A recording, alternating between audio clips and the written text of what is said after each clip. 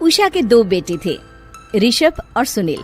ऋषभ उसका सौतेला बेटा था। उषा हमेशा ही अपने सगे बेटे सुनील को ज्यादा प्यार करती थी। सुनील की शादी हो चुकी थी और ऋषभ की शादी भी निशा नाम की लड़की से हो जाती है। उषा सुनील की पत्नी कीर्ति को ज्यादा प्यार करती थी। एक दिन वो अपनी बहू कीर्ति के लिए साड़ी ले आती है। ये लो बहू, तुम्हारे लिए साड़ी लाई हूँ।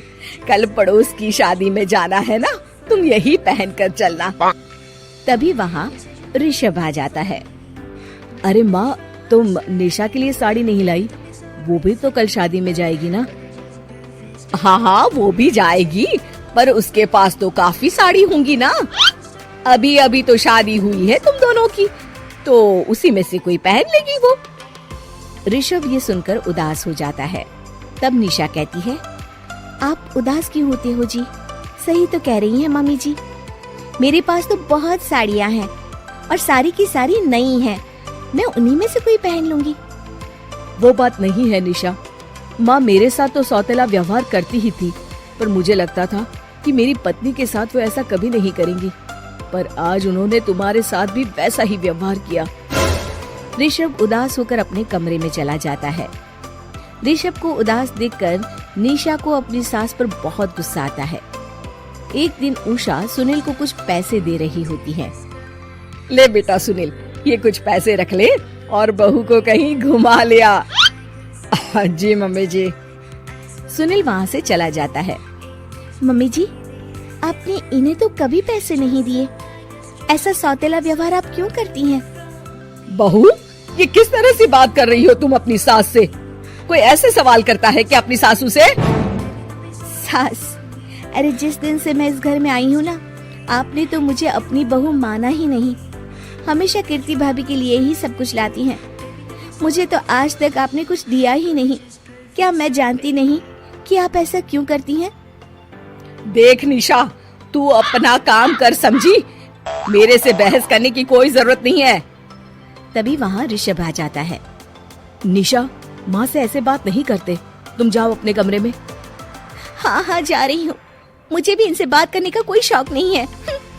निशा अपने कमरे में चली जाती है और ऋषभ भी वहाँ आ जाता है। निशा, तुमने माँ से क्यों झगड़ा किया? क्योंकि आप तो कुछ कहते ही नहीं, बस चुपचाप सहते रहते हैं। किसी को तो आवाज उठानी होगी ना। कोई बात नहीं निशा, तुम गुस्सा मत करो, शांत हो जाओ। निशा रसोई में खाना बना रही होती है। तभी वहाँ कीर्ति आ जाती है। निशा, तुम मार्केट से ये सामान ले आओ। मैं क्यों जाऊँ? आप भी तो जा सकती हो ना। दिख नहीं रहा कि मैं खाना बना रही हूँ? हाँ तो क्या हुआ, खाना बनाने के बाद चली जाना। हाँ, खाना भी मैं ही पकाऊं, बाजार जाकर सामान भी मैं ही ले आऊं। खुद तो कुछ करोगी नहीं, है ना? ओहो, जुबान तो देखो कैसे चल रही है। सुनो, तुम अभी आई हो इस घर में, तमीज में रहो, वरना सासू माँ से कहकर मायके भिजवा दूंगी तुम्हें। हाँ। ओह, हाथ लगाकर दिखाओ मुझे, देख लूंगी। बहुत मनमानी हो गई तुम दोनों की, समझी? निशा लिस्ट कीर्ति के ऊपर फेंक देती है। कीर्ति निशा को मारने आती है तो निशा उसका हाथ मोड़ देती है। मर गई रे, छोड़ मेरा हाथ। आज के बाद मुझसे कोई बदतमीजी की तो अच्छा नहीं होगा। कीर्ति रोते हुए अपने कमरे में चली जाती है। उस निशा चुड़ैल ने मेरा हाथ मोड़ दिया। मुझे नहीं रहना इस घर में। अरे कैसी बेकार की बातें कर रही हो? अरे निकालना ही है तो ऋषभ और निशा को निकालेंगे। नहीं, मुझे अलग घर चाहिए। कान खोलकर सुन लीजिए, हम दोनों इस घर से जल्द जाएंगे। आप नए घर का इंतजाम कीजिए बस। मैं इन दोनों के साथ ज्यादा नहीं रह सकती। हाँ, वैसे मैं भी कुछ दिनों से सोच रहा था। अच्छा हुआ तुमने कह दिया, मैं माँ को भी बता देता हूँ। माँ, वो क्या करेंगी तुम्हारे साथ जाकर? मैं चाहती हूँ कि तुम और मैं, बस हम दोनों ही कहीं शिफ्ट हो जाएं, इस सब झमेले से दूर। अरे पर माँ को यहाँ छोड़कर इस तरह से जाना ठीक नहीं रहेगा कीर्ति। वैसे वो तुम्हें कितना प्यार भी तो करती हैं। नाम का ख्याल रखती है, क्योंकि तुम सगे बेटे हो ना, इसलिए। तुम अगर सौतेले होते तो मेरे साथ भी ऐसे ही सलूक करती, जैसे अभी तुम्हारे सौतेले भाई और उसकी पत्नी से करती है। अरे पर फिर भी फिर भी कुछ भी नहीं। देखो, या तो हम दोनों इस घर से कहीं दूर जाएंगे या फिर मैं अपने मायके चली जाऊंगी। हाँ, बता देती हूँ। अच्छा बाबा, अच्छा ठीक है। सुनील अपनी माँ से बात करने आता है। माँ, मैं सोच रहा हूँ कि कीर्ति के साथ अलग घर में शिफ्ट हो जाऊँ। अरे वाह बेटा, ये तो बहुत अच्छा सोचा है तुमने।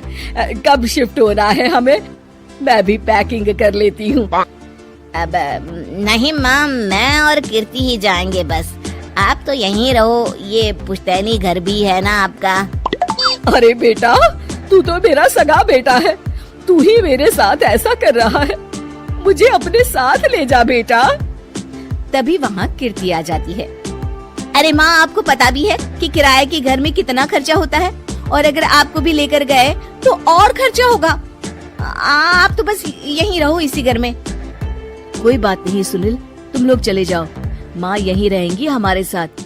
हम माँ का ख्याल रखेंगे, तुम लोग अपनी गृहस्थी संभालो। निशा को ये देखकर बहुत खुशी होती है।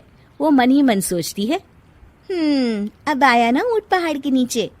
अब मम्मी जी को पता चलेगा, बड़ा सगा और सौतेला करती रहती थी। सगा बेटा तो जा रहा है छोड़कर, अब आएगी इन्हें अकल, और नहीं आई तो मैं अल्लाह कर रहूंगी। निशा अपनी सास को कैसे अपने सौतेले बेटे से मिलाएगी, जानने के लिए देखिए सौतेली माँ पार्ट 2।